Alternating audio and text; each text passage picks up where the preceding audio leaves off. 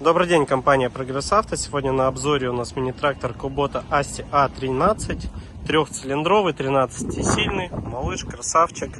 Передние шины установлены 5х12, задние 7х16. Передние в хорошем остатке, имеют небольшие микротрещинки. Задние также в хорошем остатке с небольшими микротрещинками. Навеска тут двухточечная, фреза с гидроцилиндром, с управлением, с гидронаклонами, автогоризонтом. Наработка мини-трактора 752 моточаса. Вал отбора мощности 2 передачи вперед, 1 назад будет.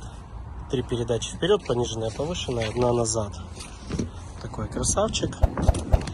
По его размерам: ширина по переду 91, по заду 101. Колея 79 по переду, по заду 80, клиренс 28, фреза 115.